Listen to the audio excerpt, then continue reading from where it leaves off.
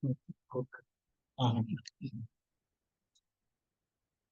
bukan dari, bukan dari ini. Oh,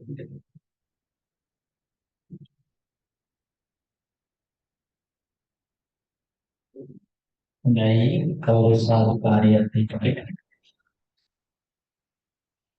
Samanta Cakkavalesu Atra Gaccantu Devata Saddhammang Muni Rajat Sunantu Sagga Mokkadang Dhammasavane Kaalo Ayam Padanta Dhammasavane Kaalo Ayam Padanta Dhammasavane Kaalo Ayam Padanta Namo tassa bhagavato arahato samma sambuddhassa Namo tassa bhagavato arahato samma sambuddhassa Namo tassa bhagavato arahato samma sambuddhassa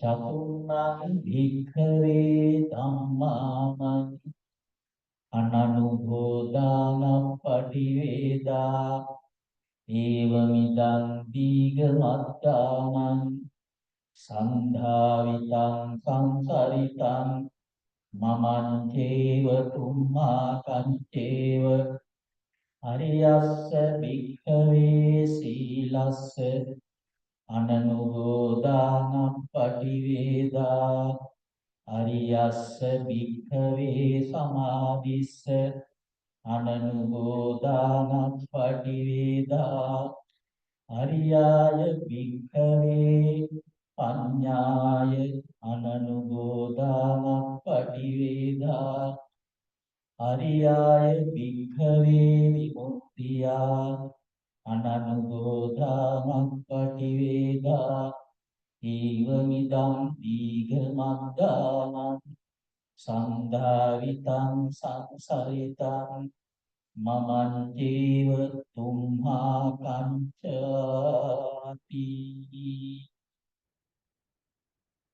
ශ්‍රද්ධා බුද්ධ සම්පන්න පින්වත්නි ඉංගලන්තේ London නුවර සම්බෝධි භාවනා මධ්‍යස්ථානයේ විහාරාධිපති අතිගෞරවනීය මහා නා මහ බුදුන් වහන්සේගේ අනුශාසනා පරිදි මාසිකව සිද්ධ කරන සීල සමාදාන වැඩසටහනේ මෙදින්පුර 15ක් පොහොය නිමිති කරගෙන ඒ ඉරිදා නිවාඩු දවසේ පැවැත්වින සීල සමාදාන වැඩසටහනටයි මේ ශ්‍රද්ධාවන්ත පින්වත් හැම දිනාම සහභාගී වෙන්නේ. පොය අපේ ආගමික දිනය ශ්‍රී ලංකාවේ බොහෝ දිනේ නිවාඩු දිනයක් වුණාට ලංකාවේ පරිබාහිර රටවලදී අපි පොදා වැඩසටහන් සිද්ධ කරන්න වෙන්නේ මේ වගේ ඉරිදා දිනයක් නිමිති කරගෙන. දිනය නෙවෙයි වැදගත් වෙන්නේ ඒ ක්‍රියාපටිපාටිය. පොහොය දිනේ අපි ආගමික දිනේ හැටියට වෙන් කර ගන්නවා වගේම මේ වගේ රටවල ඉන්න ඇත්තන්ට මාසිකව මේ වගේ නිවාඩු දවසක ඒ කටයුත්ත සිද්ධ කරන්නට ලැබෙන එකත් ලොකු භාග්යයක්. ධර්මයෙන් ඈත් වුණ තරමට අපේ පරිහානිය ධර්මයත් එක්ක කටයුතු කරන තරමට තමයි අපේ දියුණුව ඒ වගේම යහපත උදා කර ගැනීමේ කටයුතු වලට සහභාගී වීමේ හැකියාව අපිට ලැබෙන්නේ. ඒ අපි ගොඩාක් සන්තෝෂ වෙනවා. මම මේ ඉංගලන්තෙට පැමිණි පළමු අවස්ථාව අපි මහා හාමුදුරුවෝ මතක් කළා වගේ මේ වැඩ ඉන්න සුමනසිරි හාමුදුරුවෝ අපේ විහාරස්ථානයේ වැඩ හිටිය කාලයක් උන්වහන්සේගේ දැන හැඳුනුම්කම වද තමයි මේ සම්බෝධි භාවනා මධ්‍යස්ථානෙට ටික දවසකට රටතොටට බලා ගන්නත් එක්ක නවතින්න පැමිණෙන්න ලැබුණේ. මම ගොඩක් සතුටු වෙනවා මේ විහාරස්ථාන කෙටි කාලයක් හරි නවාතැන් ගන්න ලැබීම ගැන. එසේ සතුටු වෙන්න හේතු ගණනාවක් තියෙනවා. එකක් මේ විහාරස්ථානයේ ඊටාම නිශ්ශබ්ද පරිසරයක ඊටාම හොඳ පරිසරයක පිහිටලා තිබීම හිතට ලොකු සැනසෙල්ලක් මේ වගේ තැනක කල්ගත කරන්නට ලැබීම.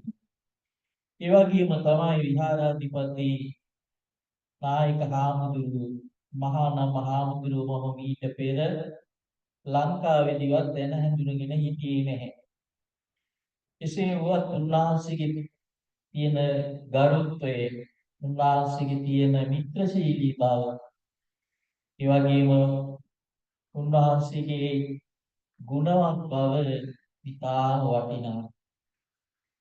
මේ විහාරස්ථාන විහාරාධිපති හාමුදුරුවන් තුළ ඒ වගේ මිත්‍රශීලී බවක්, ලිංගගත බවක් නොමැතිනම් වැඩි කාලයක් තැන ඉන්න හම්බ වෙන්නේ ඉන්න හිතෙන්නේ. ඒ නිසා වෙනකම් මම බොහොම සතුටින් යාගන්තුක දේශයකට ඇවිල්ලා දායකයන්ගේ දානමාන ආදී භුක්ති විඳිමින් උන්වහන්සේගේ මිත්‍රශීලී ආගමික සත්කාර විඳිමින් ඉන්නට ලැබීම ගැන උන්වහන්සේට ආශිර්වාද කරනවා. මුදමෙන්ම සුමනසිරි හාමුදුරුවන් වහන්සේට ආශිර්වාද කරනවා. ඒ වගේම මේ පිටුතුන්ටත් ඒ වගේ අනුශාසකයන් වහන්සේ නමක් ලැබීමම ලොකු භාග්‍යයක්. ඒ නිසා ඒ කරුණේ මූලික වශයෙන් මතක් කරන අතර මෙතෙන් සිට මම බලාපොරොත්තු වෙන්නේ මාතෘකා කළ ධර්ම කාරණීට අනුව ධර්ම දේශනා පවත්වන්න. ඉතින් මේ සූත්‍රයේ බුදුරජාණන් වහන්සේ දේශනා කළේ වෙදේ රට වණ්ඩන ගාම තියෙන ග්‍රාමයේ. මේ සූත්‍රයේ සඳහන් වෙන්නේ සූත්‍ර පිටකේ අංගුත්තර නිකායේ චතුක්ක නිපාතේ එන සූත්‍රයක් මේක. බුදුරජාණන් වහන්සේ භික්ෂුන් වහන්සේලාට තමයි මේ සූත්‍රය දේශනා කළේ. මේ අර්ථය අපි ඔක්කොටම ඉතාම වැදගත්. උන්වහන්සේ මේ සූත්‍රයේදී දේශනා කරනවා මහණෙනි ඔබත් මමත් මෙච්චර කාලයක් මේ දීර්ඝ සංසාරේ නොනැවති ගමන් කරන්නේ කාරණා හතරක් දැන නොගත් නිසා. බුදුහාමුදුරුවෝ දේශනා කරනවා උන්වහන්සේ ඊතර හිටි භික්ෂුන් වහන්සේලා කියන්නේ අපි ඔක්කොමත් අයිතියේකට මේ සංසාර ගමනේ ඉරත වෙලා ඉන්නේ නොනැවති ගමන් කරන්නේ කාරණා හතරක් දැන නොගත් නිසා. මේ කාරණා හතර අපිට ඉතාම වැදගත්. පළවෙනි එක තමයි ආර්ය සීලය නොදැනීම. දෙවෙනි එක තමයි ආර්ය සමාධිය නොදැනීම. තුන්වෙනි කාරණේ තමයි ආර්ය ප්‍රඥාව නොදැනීම. හතරවෙනි එක තමයි ආර්ය විමුක්තිය නොදැනීම. මෙන්න මේ කාරණා හතර දැනගත්තා නම් එතනින්ම සංසාරේ ඉවරයි. ඒ නිසා බුදුහාමුදුරුවෝ දේශනා කරපු මේ ආර්ය සීලය, ආර්ය සමාධිය, ආර්ය ප්‍රඥාව, ආර්ය විමුක්තිය පිළිබඳ අවබෝධයක් ලැබීම ඔබ අප හැම දිනාටම ඊටාම වැදගත්. අපි දන්නවා අපි සීලය හඳුන්වනවා, සමාධිය හඳුන්වනවා, ප්‍රඥාව හඳුන්වනවා, විමුක්තිය හඳුන්වනවා. බුදුහාමුදුරගේ දේශනාවට අනුව අපි සීලය හඳුනගෙන තියෙනවා, සමාධිය හඳුනගෙන තියෙනවා, ප්‍රඥාව හඳුනගෙන තියෙනවා, විමුක්තිය කුමක්ද කියලා හඳුනගෙන තියෙනවා. හැබැයි බුදු කෙනෙක් ලෝකේ පහළ වුණා නම් අපිට මේ ආදි සීලය හඳුන ගන්න හම්බ වෙන්නේ, ආදි සමාධිය හඳුන ගන්න හම්බ වෙන්නේ, ආර්ය ප්‍රඥාව හඳුන ගන්න හම්බ වෙන්නේ නැහැ, ආර්ය විමුක්තිය හඳුන ගන්න හම්බ වෙන්නේ නැහැ. දැන් බුදුහාමුදුරුවෝ ඉන්දියාවේ පහළ වෙන්න ඉස්සර වෙලා ආධ්‍යාත්මික ගමනක නිරත වෙච්ච මුනිවරු අපගෙන අපි අහලා තියෙනවා. උපනිෂද් මුනිවරු ගැන, ආදාර කාලා මුද්දක රාමපුත්ත ගුරුවරු ගැන, අසිත තාපසතුමා ගැන අපි අහලා තියෙනවා.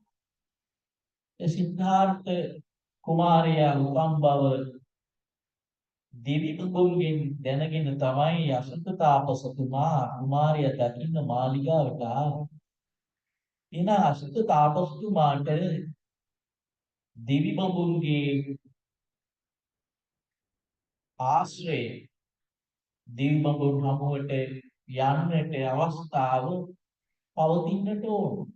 ඉතින් මේ බුදුහාමුදුරගේ ධර්මයට අනුකූලව ආධ්‍යාත්මය දියුණු කරපු කෙනෙක් නෙවෙයි අසිත තාපසතුමා. එතුමා කොහොමද දෙවි බඹුන් අතරට යන්නට හැකි ආකාරයෙන් ආධ්‍යාත්මය දියුණු කරේ. ඒ වගේම අපේ බෝසතාණන් වහන්සේ අභිනිෂ්ක්‍රමණය කරලා පෞස් පැවිද්දෙන් පැවිදි වෙලා ඉස්සෙල්ලම කල්පනා කරේ මට මේ විමුක්තිය උදා කරගන්නේ උපදෙස් ගන්න පුළුවන් කවුද ගුරුවරු කියලා. ඒ නිසා උන්වහන්සේ ඉස්සෙල්ලම ගියේ ආනාර කාලාම ගුරුතුමා ළඟට. ඊළඟට ගියේ උද්දක රාමපුත්ත ගුරුතුමා ළඟට. ඉතින් මේගොල්ලෝ ආධ්‍යාත්මයේ දියුණු කරපු දෙන්නේ. ආනාර කාලාම ගුරුතුමා ගැන සඳහන් වෙන්නේ සප්ත සමාපත්තිලාභී කියලා. උද්දක රාමපුත්ත ගැන ගුරුතුමා ගැන සඳහන් වෙන්නේ අෂ්ට සමාපatti ලැබුවා කියලා. ඉතින් බුදුදහමට අනුව උනත් සප්ත සමාපatti නැත්නම් අෂ්ට සමාපatti කියන්නේ සමත භාවනාවෙන් හිත දියුණු කරලා යන්න පුළුවන් ඉහළම තැන. ඉහළම තත්ත්වයේ අෂ්ට සමාපatti. එතකොට එහෙනම් මේගොල්ලෝ සමාධි ප්‍රතිලාභී, සමාධිය ලබන්න සීලයක් තියෙන්න ඕන. සීලයෙන් තොර සමාධියක් ලබන්න බෑ. එතකොට බුදුරජාණන් වහන්සේට පෙරත් එහෙනම් සීලය තිබ්බා, සමාධිය තිබ්බා. හැබැයි ඒගොල්ලෝ සැබෑ විමුක්තිය ලැබපු අය නෙවෙයි. එහෙනම් අපිට හිතන්න තියෙන්නේ ඒ ඇත්තන්ගේ සීලය ආර්ය සීලයක් වෙලා නැහැ. ඊයත්ගේ සමාධිය ආර්ය සමාධියක් වෙලා නැහැ. එතනින් එහාට ප්‍රඥාවක් ගැන කියවෙන්නේ නැහැ. ඒගොල්ලෝගේ සීල සමාධි තත්ත්වයන්ට විතරයි. ඒකට බැලුවොත් ඒගොල්ලෝගේ සීල සමාධිය සහ බුදුරජාණන් වහන්සේ අපිට දේශනා කොට වදාළ සීල සමාධි ප්‍රඥා අතර තියෙන වෙනස මොකක්ද කියලා. දැන් සීලය ආර්ය සීලයක් වෙන්නේ කොහොමද? එසේ නොවන්නේ කොහොමද? සමාධිය ආර්ය සමාධියක් වෙන්නේ කොහොමද? එසේ නොවන්නේ කොහොමද? මේක තමයි වැදගත්ම දේ. අසුත තාපසතුමා ආනාග කාලාම උද්දක රාමපුත්ත කියන ගුරුවරු තවුස්වරු මේ සීලය ප්‍රගුණ කළේ භාවනාව සමත භාවනාව ප්‍රගුණ කළේ ලෝකයේ නිත්‍ය කියන නිත්‍ය සංකල්පයක් තියෙනවා කියන මුලාවේ ඉඳගෙන නිත්‍ය වූ බ්‍රහ්මන් කෙනෙක් ඉන්නවා කියන මුලාවේ ඉඳගෙන තමයි මේ සමාධිය වඩන්න අවශ්‍ය සීලය සහ භාවනාව ප්‍රගුණ කළේ. එතකොට නිත්‍ය බ්‍රහ්මන් පිළිබඳ සංකල්පය කියන්නේ වැරදි මතයක්. එතකොට ඒගොල්ලෝ ඒ සංකල්පයට ඇලිලා කටයුතු කරන්නේ. නිත්‍යත්වය සාරය කරගෙන කටයුතු කරන්නේ. එතකොට අර බුදුදහමේ ඉගැන්වෙන ඩිටැච්මන්ට් නෙවෙයි ඇටැච්මන්ට් අල්ලා ගැනීම අත්හැරීම නෙවෙයි. අන්න ඒ නිසා සමාධියෙන් ඉහළට ඒගොල්ලන්ට යන්න අවස්ථාවක් නැහැ. බ්‍රහ්මන් නිත්‍යයි කියන සංකල්පෙ ඉඳගෙන ඒගොල්ලෝ භාවනා කරනවා. ආත්මීය වශයෙන් බ්‍රහ්මන් ආයිපීම අරමුණු කරගෙන ඒගොල්ලෝ භාවනා කරන්නේ. දෙවි සිත සමාධිගත කරගන්නේ ඕනම සංකල්පයක් මුල් කරගන්න පුළුවන්. අපි හිතමු අපි නොදන්න දෙවියෙක් කියලා උනත් සංකල්පයක් ඇති කරගෙන ඒ දෙවියන් කෙරෙහි හිත පිහිටුවගෙන භාවනා වැඩුවොත් ඔය කියන අෂ්ට සමාපatti ලබන්න පුළුවන්කම තියෙනවා.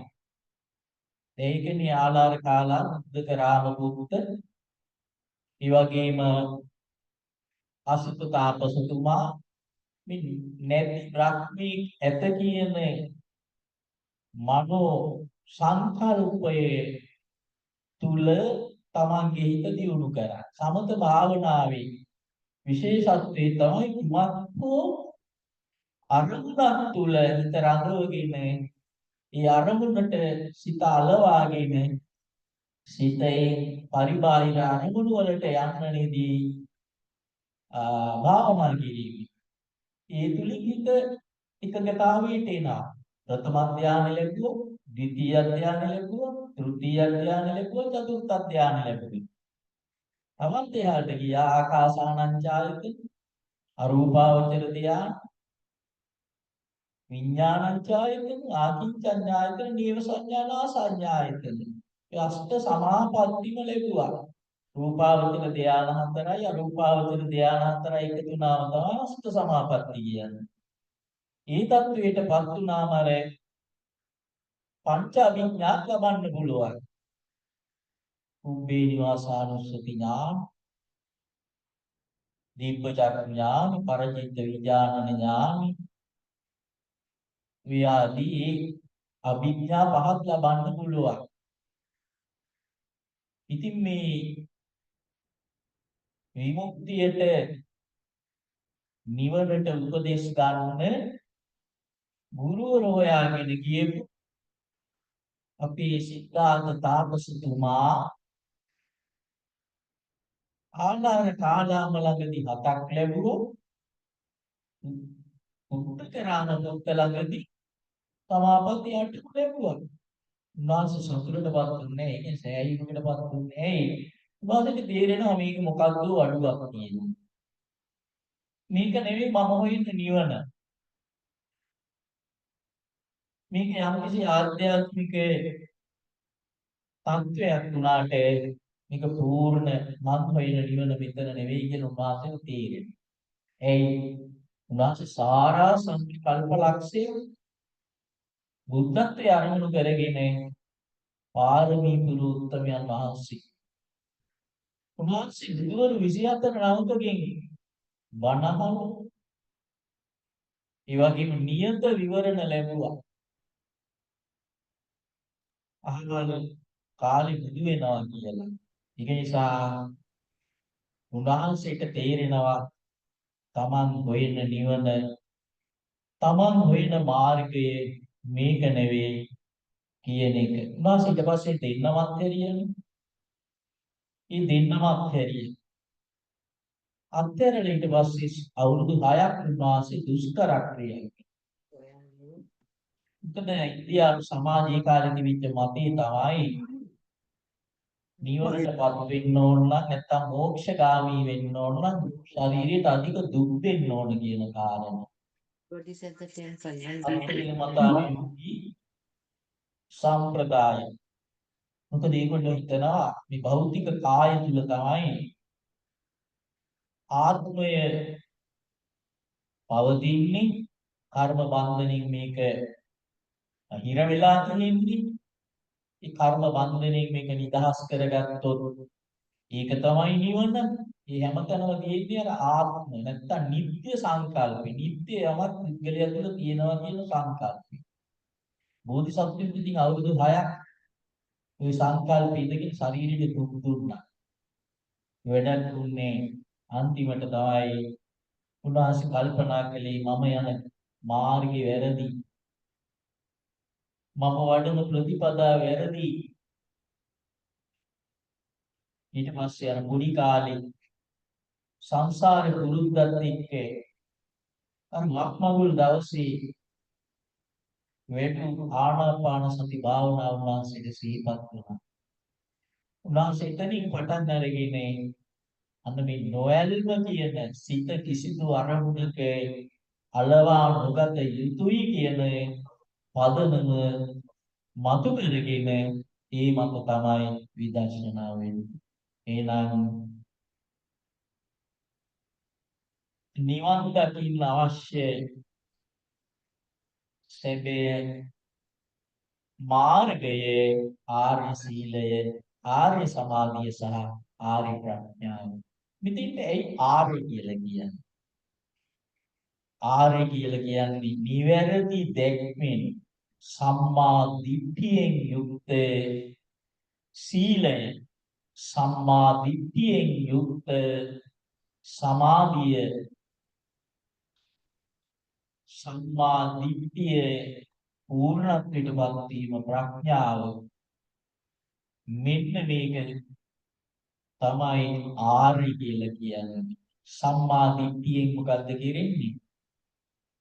ඒ දෘෂ්ටිය, ඒ දැක්ම සම්මා නිවැරදි දැක්ම වෙන්නේ ලෝකී පිළිබඳ සැබෑ දර්ශනය එතන අන්තර්ගත නිසා. ලෝකී පිළිබඳ සැබෑ දර්ශනය මොකක්ද? අනිත්‍යයි කියන දර්ශනය.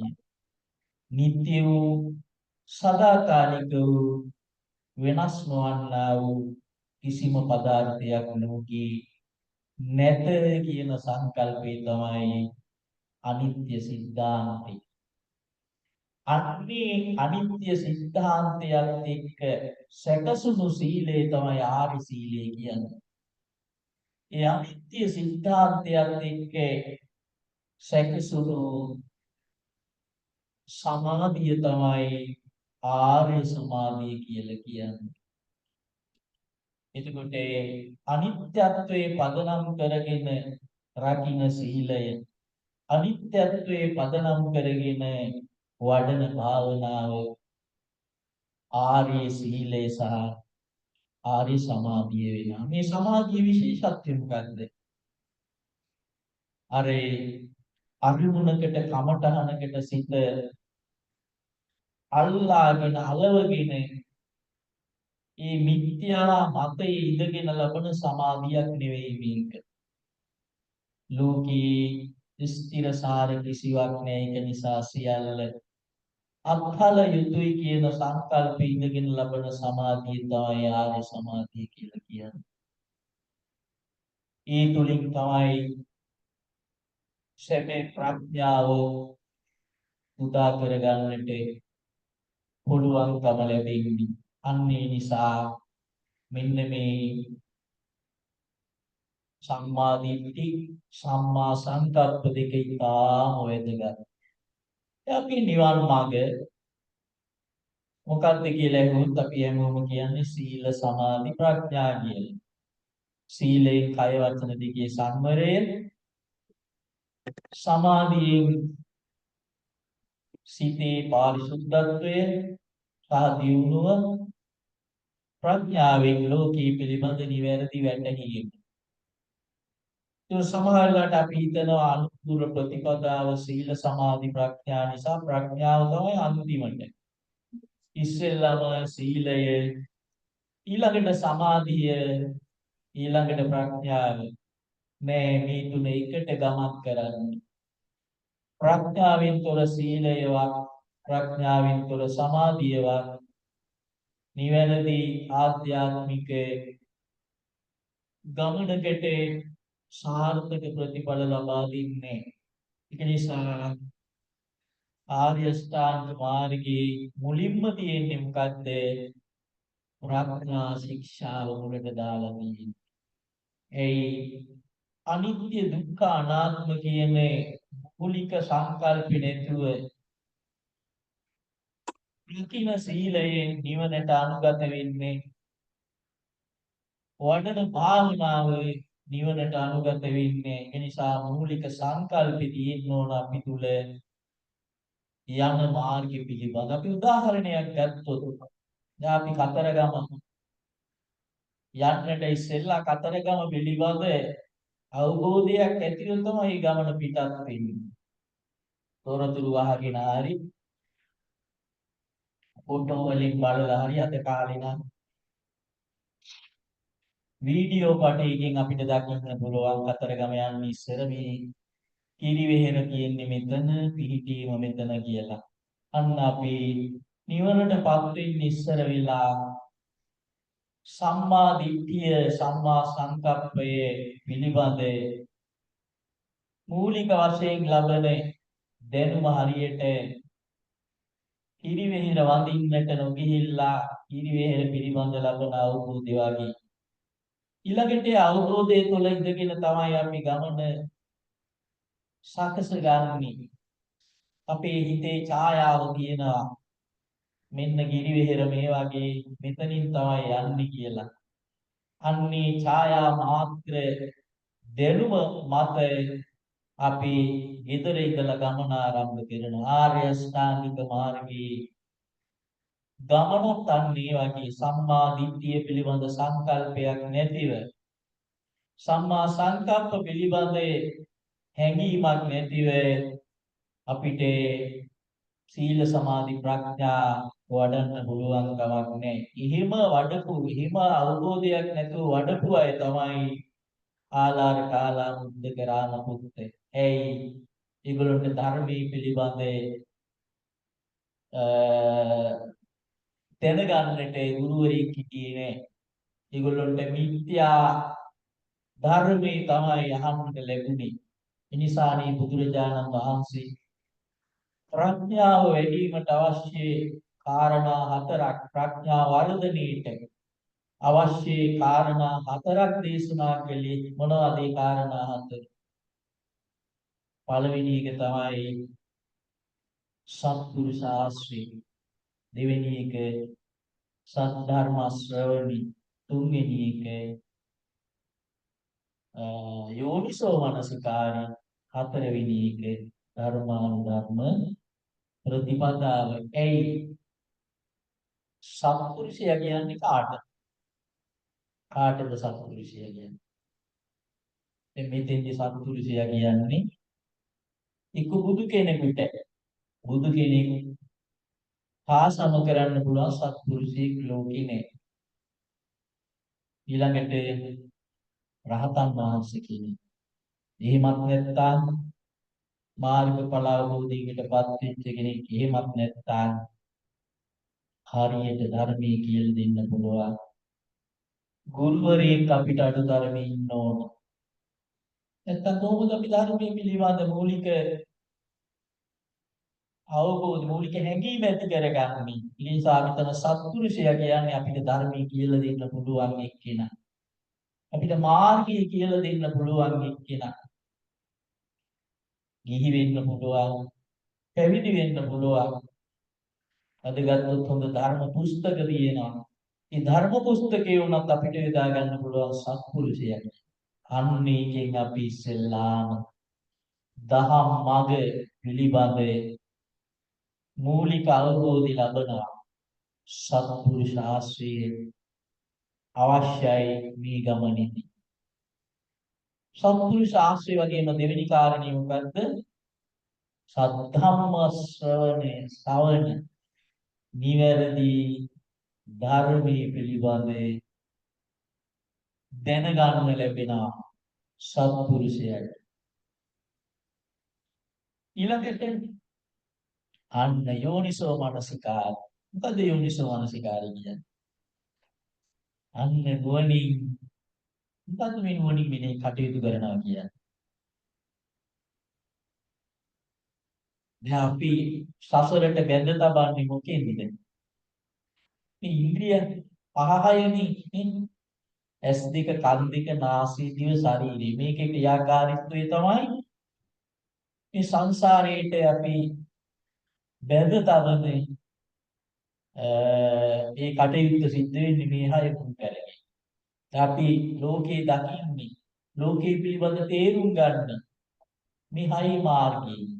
ඇස් දෙකෙන් මොනවද කරන්නේ? රූප දකිනානේ ඇස් දෙකෙන්. අන්න මේ රූප දැකීම තුලින් අපි වැරදි පැත්තට යොමු වීම තමයි සංසාර දුකට හේතුව. කන් දෙකින් කරන්නේ අපි ශබ්දාහනය. නාසයෙන් ගඳ සුවඳ දැනගන්නේ. දිවෙන් රස ලබනවා. ශරීරයෙන් ස්පර්ශය. ඊළඟ මනසින් ධර්ම. මොනවා ධර්ම කියන්නේ? අර පහින්ම ලැබුවා නේද? ඇස් දෙකෙන් රැපපු රූප පිළිබඳ මතක, කන් දෙකෙන් ආපු ශබ්ද පිළිබඳ, නාසයෙන් ලැබපු ගන්ධ පිළිබඳ, දිවෙන් ලැබපු රස පිළිබඳ, ශරීරයෙන් ලැබපු පහස පිළිබඳ අපි සිතෙන් ලබන මේ පහම සිතෙන් බැලිද රූප දකින්න. රූප දකින්නනේ අපි හිතෙන්. දැන් මෙතන හිටියට මේ ඇත්තෝ ගෙදර ඉන්න අය හිතෙන් දකිනවා. අන්න ධම්මාරම්මණය. ශබ්දත් එහෙම. ගෙදර ඒ අයගේ හඬවල් අපි අහනවා. ඒ තමයි ශබ්දාරම්මණය. ගෙදර තියෙන ගන්ධ සුගන්ධ ඒවා සිතින් දකින්න පුළුවන්. ඒවා ගන්ධාර. ඊළඟට රස.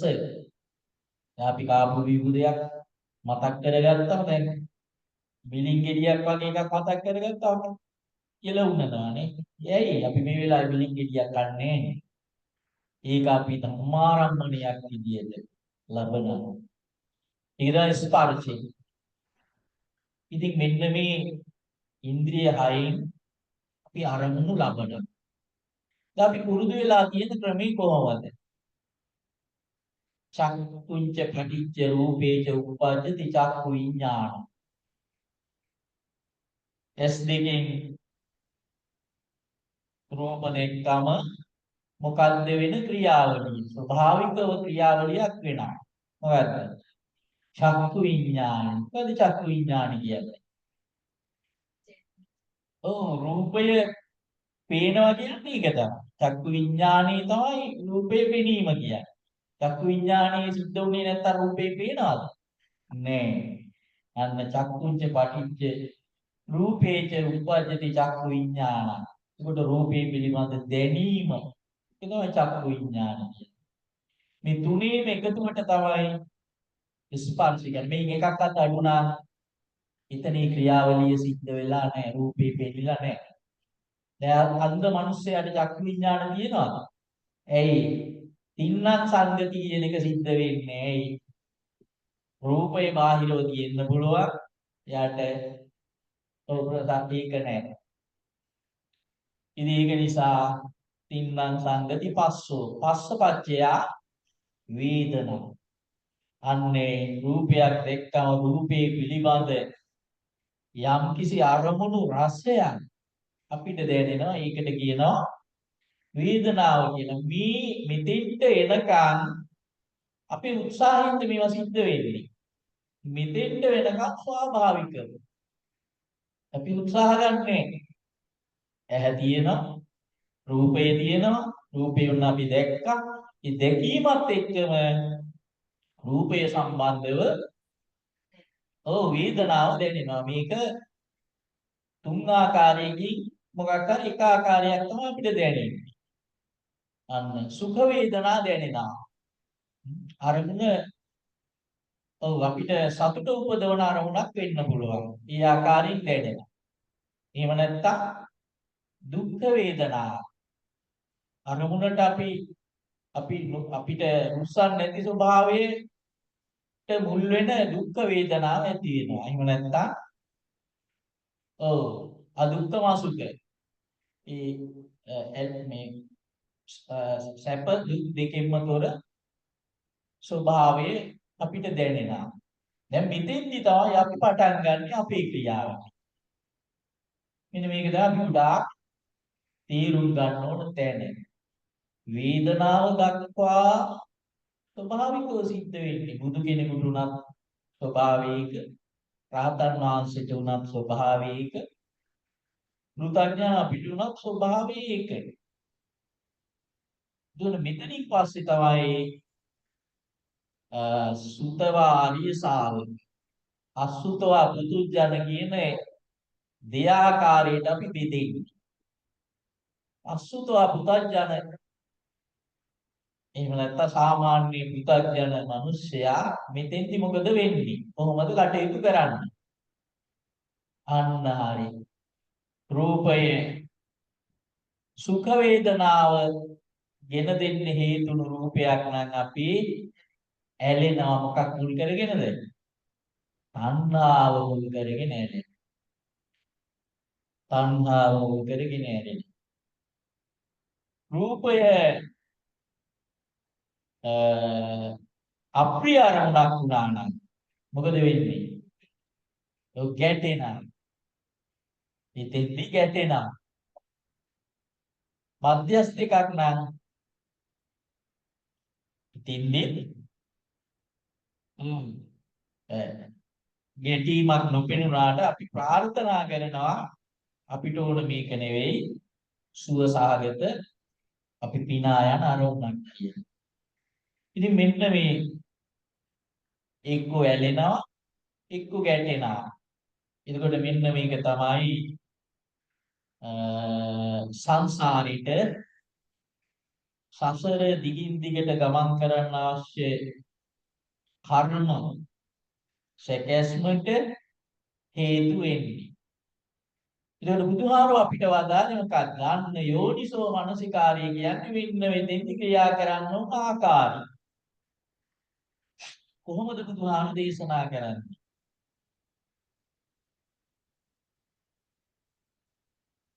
අනුමුණ සැප ගෙන දෙන අරමුණක් වුණත් නොරුස්සන අරමුණක් වුණත් අපි තණ්හාවෙන් ඇලෙන්නත් හොඳ නෑ, ද්වේෂයෙන් ගැටෙන්නත් හොඳ නෑ.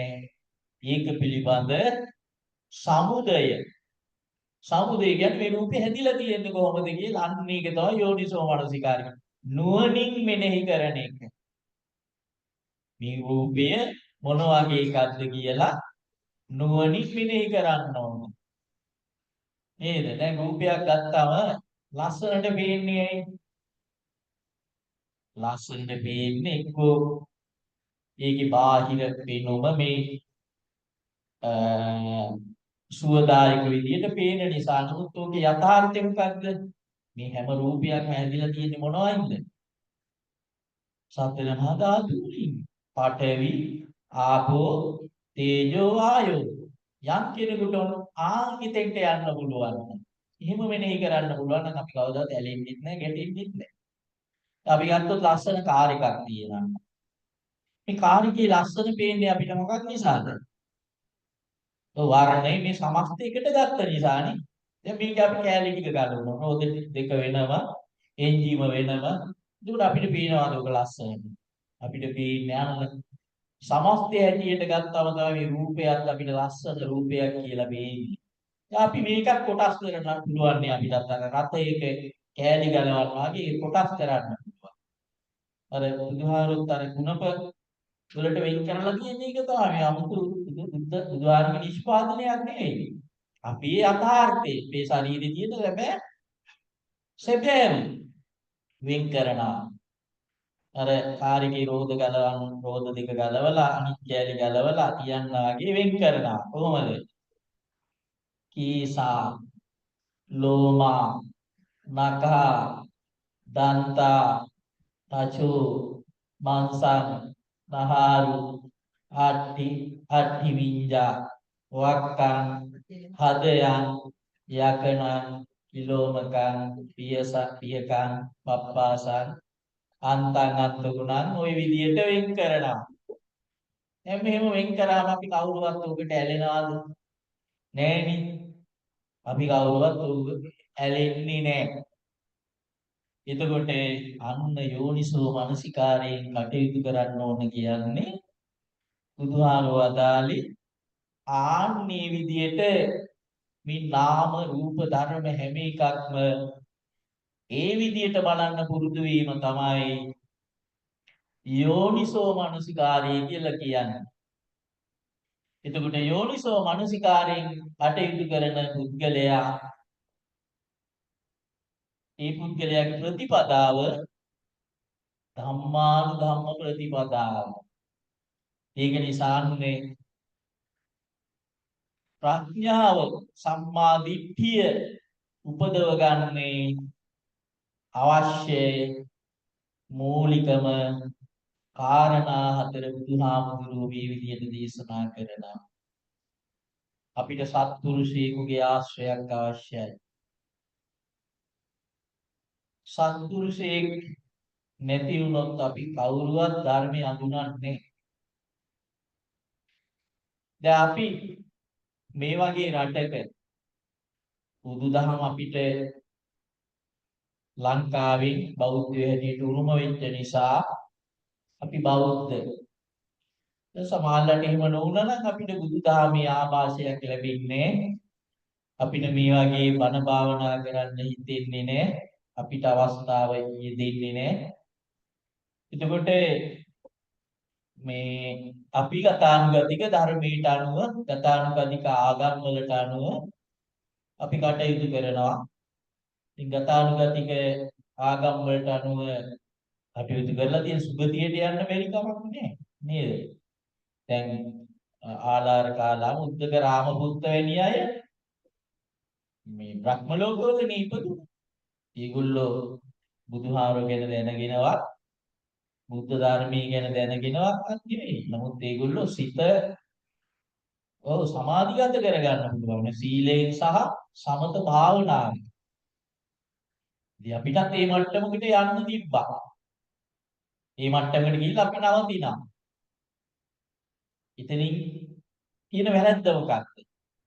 දැන් අපි හිතමු අසිත මේ ආලාර කාලා බුද්ධක රාමදුත්ත දෙන්න අෂ්ට සමාපත්තිලාභී ඉන්නේ. ඒකට ආකාසානංචායතන විඥානංචායතන නේව සංඥා නා සංඥායතන මට්ටමට ආවනම් නේව සංඥා නා සංඥාට මහා දීර්ඝ ආයුෂ තියෙන අරූපී තලවල තමයි ඒගොල්ලෝ උපදින්නේ. ඉතින් තවමත් ඒගොල්ලෝ ඒ ලෝකවල. දැන් මැන්නොත් ඒගොල්ලෝගේ ආධ්‍යාත්මික ස්වභාවය අපි මැන්නොත් ඒගොල්ලන්ට කාම තෘෂ්ණාව තියෙනවද? නැහැ. කාම තෘෂ්ණාව නැත්නම් ඒගොල්ලෝ මේ 31 තලයේ මේ කාම ලෝකෙට ඇති 11 තලයට එන්නේ නැහැ. මොනවද 11 තලෙ? දිව්‍ය ලෝක 6යි, මනුස්ස ලෝකේ සතර අපායයි. ඒගොල්ලෝ මේ 11ට එන්නේ නැහැ. සතර අපාය උපදින්නෙත් නැහැ. මනුස්ස ලෝකේ උපදින්නෙත් නැහැ. ඔව් දිව්‍ය ලෝක 6 උපදින්නෙත් නැහැ. එතකොට කාමාවච මේ රූපාවචර බ්‍රහ්ම ලෝක තියෙනවා. මොකද්ද බ්‍රහ්ම පාරිසජ්ජේ බ්‍රහ්ම පුරෝහිතය මහා බ්‍රහ්මය ආබස්සර ලෝකේ වගේ තියෙනවා 20ක් තියෙනවා. ඔව් 20යි 7යි 27යි. ඔව්. රූපාවචර බ්‍රහ්ම ලෝක 20ක් තියෙනවා. ඒ 20 උපදින්නෙත් නැහැ. ඒගොල්ලෝ අරූපාවචර බ්‍රහ්ම ලෝකවල උපදින්නේ. ඒකට දීර්ඝ කාලෙක කල්ප ගණන් ඒවා ආයුෂ. ඉතින් වෙනස වරද්ද මොකද්ද? අන්න හරි. ඉතින් කවදා හරි මේ ආයුෂ ඉවරුණයින් පස්සේ ඉම්මෙහා තියෙන එක රූපාවචර තලයේ ඒ තිරිම් සමාධියක් තියෙනවනේ දිව්‍ය ලෝකික හරි මනුස්ස ලෝකික හරි උපදින්න පුළුවන්. බ්‍රහ්ම ලෝකේ ඉඳලා එකවරටම අපායට වැටෙනවද? නෑ අපායට නම් වැටෙන්නේ නෑ. හැබැයි දිව්‍ය ලෝක මනුස්ස ලෝකවල ඉන්නකොට විශේෂයෙන් මනුස්ස ලෝකේ ඉන්නකොට පිප්පව් දෙකම සිද්ධ වෙනවා. අන්නාපව් නිරයට උනා යන්න පුළුවන්කම තියෙනවා. ආයි සසරේ අතරමං වෙනවා. ආයි සංසාරේ අතරමං වෙනවා.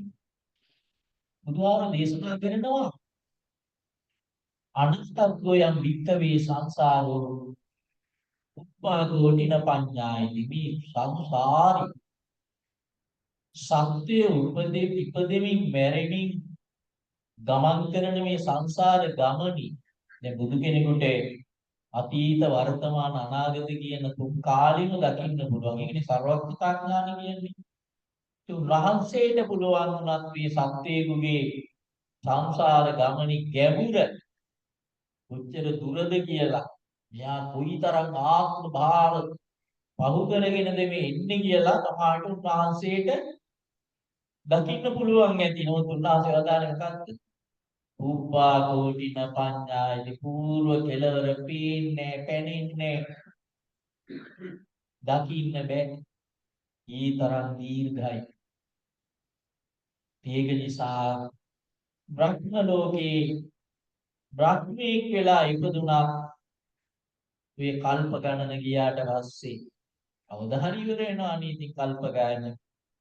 ආපහු දෙවියෙක් වෙන්න පුළුවන්. දෙවියෙක් වෙලා ඉඳලා මිනිස් ලෝකෙට එන්න පුළුවන්.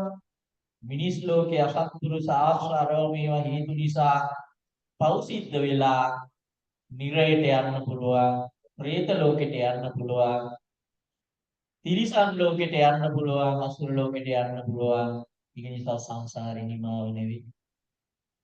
ඒ බුදු ආත්මරෝම දවසක් දෝ තමන්ගේ නිය පිටට පොළවෙන් දූවිලි පිටක් ගන්නවා අරගෙන අහනවා මහණෙනි මගේ නිය පිට තියෙන දූවිලි ටිකද වැඩි මේ මහ පොළවේ තියෙන දූවිලි ටිකද වැඩි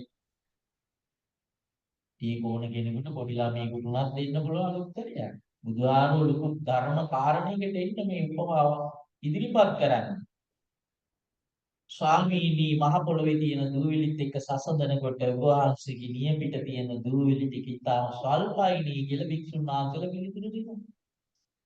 මහණෙනි ඒ වගේ තමයි මේ සංසාරේ සැරිසරන සත්වයෝ අතරින් සුගතියක අපි ගත්තොත් දිව්‍ය ලෝකයි මිනිස් ලෝකේ තවත් ගත්තොත් ඒ බ්‍රහ්ම ලෝක 24 උපදින සත්වයෝ හරියට මගේ නිය පිට තියෙන දූවිලි පිට වගේ බොහොම ස්වල්ප දිටි. අනිත් ඔක්කොම කොහෙද උපදිනවා කියලා බුදුආර දේශනා කරා. සතර අපායේදී සතර අපායයි. මේක අහනකොට අපිට නිකන් හිතෙනවා ඇත්තට එච්චරම සත්වයෝ මේ අපායට යනවද? ඉතින් මේ මහා පොළවේ තියෙන දූවිලි කොයිතරම්ද? බුදුහාම අතිශයෝක්තියෙන්ද මේ උපවාව දේශනා කළා තියෙන්නේ කියලා නෑ. බුදුවරු බයින් ත්‍ස්ත කරලා සුගතියට යහපතට ගන්න කවදාවත් බණ දේශනා කරන්නේ. වාසල රහසින්වත් පව් කරන්නේ බොරු කියන්නේ. උපාය කෞශල්‍යයේ සමහරලාට පාවිච්චි කරත් නොමග යන සත්‍යය සුමගට ගන්න වාසලා නැති දෙයක් ඇති කරලා කියන්නේ. අපි හිතලා බලමු අපේ ගෙදර මිනිස්සු හැටියට කී දෙනාද? දෙන්නෙක්, තුන් දෙනෙක්, හතර දෙනෙක්, පස් දෙනෙක් ඉතියි. බැලුවම තවත් ජීව හැටියට හඳුන්වන්න පුළුවන් සත්වය කොච්චර ඉන්නවද කියලා. කූඹි කොච්චර ඉන්න පුළුවන්. මම දන්නේ මෙහෙනම් කූඹි දැක්කේ නෑවා. ඉන්නවද දන්නේ නෑ. මේ ගත්තොත් පොඩි පොඩි ඇසට පේන නොපෙනෙන නේද? සත්වයෝ කොයිතරම් ඉන්නවද? ඊළඟ භූතයෝ දැන් මේ බිත්ති එහෙම සිදුරු කරගෙන යන්න පුළුවන් නේ භූතයන්ට. ප්‍රේතයන්ට. ඒ වගේ කොච්චර ඉන්න පුළුවන්ද? අර එක විනය නීතියක තියෙන උදාර අයියෙන් මේ අධිගුණත් විසි කරන්න එපා කියලා. ඊතරමට මේ නොපෙනෙන සත්වයෝ ඉන්න පුළුවන්. භූත වගේ සත්වයෝ ඉන්න පුළුවන්. ඒක නිසා මේක මේ මහා එක සත්වයෝ පේන නොපෙනෙන සත්වයෝ කොච්චරද අර කරණීය සූත්‍රයේ උනත් අපි මෛත්‍රී කරනකොට දීගාවායේ මහන්තාවා මජ්ක්‍ධිමා රස්ස කානුක කානුක තුලා දිඨාවා දකින්න පුළුවන් එයා දිඨා දකින්න බැරි අය ඒච දූරේ දුර ඉන්න අය වසන්ති අවිදූරේ ළඟ ඉන්න අය භූතාවා හටගත් සත්වයෝ සම්භවේසී හටගන්න ඉන්න සත්වයෝ මේ විදිහට මේ කොච්චර සත්වයෝ ඉන්නවද? ඊට එහෙම බැලුවම සංසාරේ ගැන අපිට ඇත්තටම බය හිතෙන්න ඕන නේ. සංසාරේ ගැන අපිට බය හිතෙන්න ඕන. ඉතින් ඒක නිසා තමයි බුදුරජාණන් වහන්සේලා දේශනා කරන්නේ සංසාරේ හරිම භයානකයි. ඒක නිසා නිවන් දැකීම තමයි සසරින් නිදහස් වෙන්න දුකෙන් මිදෙන්න තියෙන එකම මඟ කියලා. ඒක නිසා දැන් අපි මනුෂ්‍යාත්ම භාවය ලැබපු එක කොයිතරම් වටිනවද? දෙවියන්ට වැඩිය වටිනවා. දෙවියන්ට ඉතින් පුළුවන් කරපු ඒගොල්ලෝ කරපු පින් වලට අනුව සැප විපාක විඳ විඳ ඉන්නවා. එතනින් එහාට පින් කරගන්න තියෙන අවස්ථා අඩුයි. ඒක නිසා දිව්‍ය ලෝකේ උනා දෙවියෙක් හිත වෙනකොට අනිත් දෙවියෝ ප්‍රාර්ථනා කරනවා කියන්නේ මොකද්ද? සුගතියට යන්න කියන. සුගතිය කියලා ඒගොල්ලෝ කියන්නේ මොකද්ද? මනුස්ස ලෝකෙ. මෙතන තමයි අපිට පින් කරගන්න තියෙන හොඳම තැන. ඉතින් මේ ඇත්ත උනා ලංකාවේ ඉපදිලා මේ රටවලට ඇවිල්ලා මේ ධර්මයත් එක්ක ජීවත් වෙන එක කොයිතරම් වටිනවද? මේ ධර්මයෙන් ඈත් වෙන දවසට නැත්තම් අපි පන්සල් යන්නේ නැතුව සමහරු කියනවානේ අපි පව් කරන්නේ. ඉතින් අපි පන්සල් ගියත් නොගියයි කියලා වෙන මොකද ඉතින් අපි පව් කරන්නේ නැත්තම් කියලා. නමුත් අපි හිත කියන එක වහා වෙනස් වන සුළු දෙයක්. ධර්මයේ ආభాෂී ධර්මයට සමීප වෙලා නොහිටියොත් අපිට හොරා පුළුවන් මේක වෙනස් වෙන්න. ඒක නිසා මේක ඇත්තටම හරි භාග්‍යවත්. අපිටත් හරි සතුටුයි. මේ වගේ රටවල ඉඳගෙන ස්වාමින් වහන්සේලාගේ අනුශාසනාව වාද ලැබමින් දම්පින්කම් කරගෙන ජීවත් වෙන එක. එහෙමදාම අපි දකින්න කොච්චර දුර බැහැර ඉඳලා අපි නායකාරු කියනවා සතපුම් 50ට වගේ හිම දුර ඉඳලත් ඇවිල්ලා දානී පුදලා යනවා කියන. ඒ වගේම කොයිතරම් ශ්‍රද්ධාවෙන් දානී පුදනවා. ඒ වගේම සන්ධ්‍යා සමයේ සිද්ධ කරන ගිලම්පස පූජාවට අර ඔන්ලයින් ඒ ක්‍රමයට සම්බන්ධ වෙන ඇත්තෝ. ඉතින් අන්න ඒක අවස්ථාව ලංකාවේ වගේම ඒ ආයුරින්ම කරන්න බැරි වුණත් අපි මේ ධර්මයට ධර්මයත් එක්ක එකතු වෙන්න අපේ දූ දරුවන්ටත් මේ දහම් මඟ ලබා ගන්න උපකාරී ආදර්ශමත් වෙන්නට ඕනේ. ඉතින් අද මේ තව විහාරස්ථාන දිනනවා. ඉතින් බොහෝ පිරිසක් ලංකාවෙන් බැලුවම ඉතින් පොයක් දවසකට මීට වැඩි ඕනනම් තව පොඩ්ඩයි වැඩි වෙන්නේ. ඉතින් ඒ ස්වභාවයේ එක්ක බලනකොට අපි ගොඩාක් සතුටු වෙනවා. මේ ඇත්තෝ අපි දහම් මගින් ඈත් වෙලා නැහැ.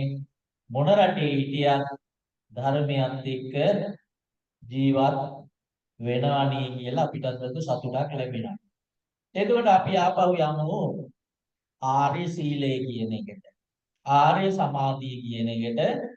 ආර්ය ප්‍රඥාව කියන එකට. දැන් ඔන්නේ අපි මුලින්ම සඳහන් කළා සම්මා දිට්ඨිය සහ සම්මා සංකප්පය කියන මේ දෙක පිළිබඳ යම් අවබෝධයක් ඇතිව තමයි ආර්ය අෂ්ටාංග මාර්ගේ ගමන් කරන්න අපි පටන් ගන්න ඕන කියලා.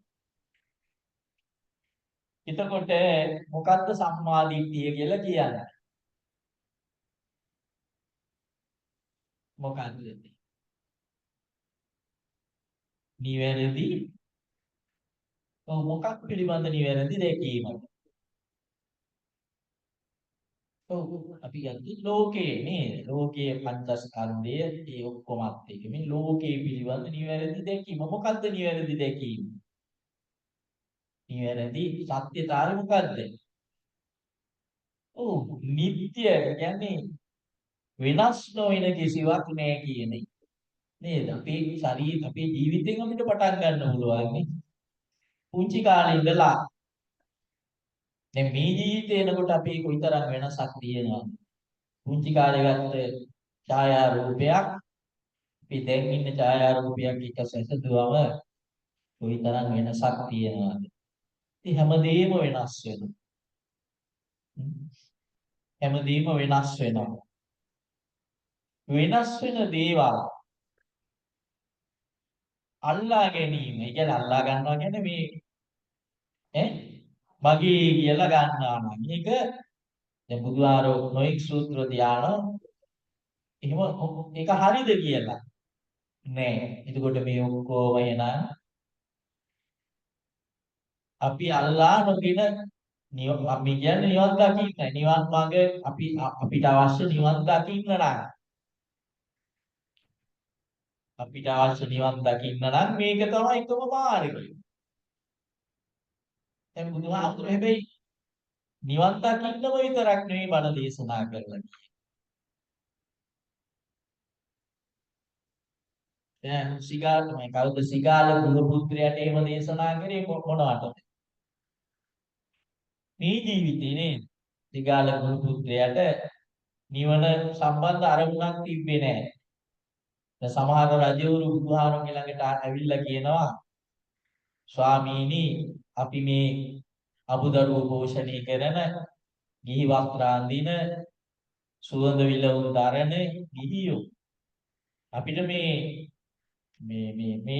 ජීවිතේ සපවත් කරගන්න අපිට බණ දේශනා කරන්න කියලා ඉල්ලා හිටිනවා. අන්නේ වෙලාවේ බුදුආරෝ මෙලොව ජීවිතේ සපවත් කරගන්න අවශ්‍ය ධර්මයක් දේශනා කරනවා. දැන් සීගාලවාද සූත්‍රයේ සම්පූර්ණයෙන්ම තියෙන්නේ මෙලොව ජීවිතේ සපවත් කරගෙන මේ ජීවිතේ ජයගත් එක්වීමට සහ පරලෝක ජීවිතේ සුගති සම්පන්න කරගන්න අවශ්‍ය කාරණා. බොහෝ ලෝක විජයයි පටිපන්නෝ දෙලෝ ජයගත් එක්වීම. හැබැයි ඉතින් යාට සංසාරේ දිගට යන්න වෙනවා. ඉතින් අපායකට නොගිහිල්ලා සුගතියකට පත් වෙවි වුණත් සංසාරේ තමයි ගමන් කරන්නේ. දැන් මංගල සූත්‍රේ, පත්තකම්ම සූත්‍රේ, ව්‍යාග්ගපඤ්ඤ සූත්‍රේ මේ සූත්‍රවල තියෙන්නේ මෙලොව සැපවත් කරගන්න අවශ්‍ය කාරණා. ඉතින් බුදුහාමුදුරු දේශනා කරපු සූත්‍රවලින් බොහෝ සූත්‍ර තියෙන්නේ නිවන් දකින්නේ අපේක්ෂා කරන නැත්තන්ට නිවන් දැකීමට අවශ්‍ය මාර්ගය පෙන්වන්න දේශනා කරපු ධර්ම කාරණා.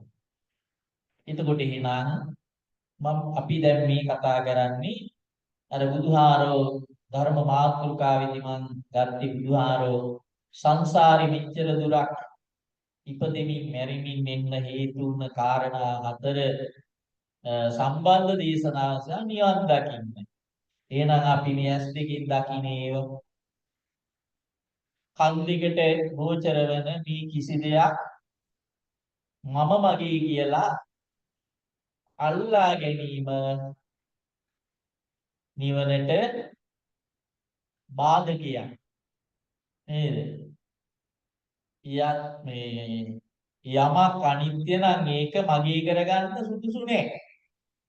නිට්ටයවක් තියුණා නම් එහෙම කරගත්තට කමක් නෑ. නිට්ටයවක් තියුණා නම් බුදුහාරම දේශනා කරනවානේ. නිට්ටය යමක් තියුණා නම් දෝවිලි පිටක තරම්වත් දෙයක් ලෝකේ නිට්ටය හැටියට ගන්න පුළුවන් දෙයක් තිබුණා නම් මම මේ දුෂ්කර ශාසන භ්‍රමචර්යාව පණවන්නේ නෑ කියලා බුදුහාරම දේශනා. ඒක නිසා නිට්ටය වූ යමක් ලෝකේ නෑ කියන වැටහීම අපිට තියෙනවා. ඒක අනිච්චය. ඒවා තුල සැප නෑ කියන වැටහීම තියෙනවා. ඒක තමයි දුක්ඛ. ඒ වගේම අනාත්ම කියන්නේ අසාරයි. සාරවත් නෑ කියන එක මේ සංකල්පය අපි තුල තියෙන්නට ඕන. ඒකට තමයි අර අපි මුලින්ම කිව්වේ ඇස් දෙකට රූපයක් දැක්කම අර නিত্য හැඟීම නිසා තමයි ඇලෙන්න ගැටෙන්න යන්නේ. එතකොට ඒකේ අනිත්‍යත්වය වටහා ගන්න ඒක කොටස් කරලා බැලුවම පුළුවන්. ඒකේ සමුදය පැත්තට ගිහිල්ලා බැලුවම අන්න අනිච්ච කියන ස්වභාවය වැටහෙනවා. එතකොට ඒක අපි සැක හැටියට ගන්නෙ නෑ. ඒකට අන්න සම්මා දිට්ඨිය කියන්නේ අන්න ඒකට. සම්මා දිට්ඨිය දර්ශනීය හැටියට පවතින පුද්ගලයා තුළ නිතැතිම්ම පිහිටනවා මොනවද? සම්මා සංකප්ප.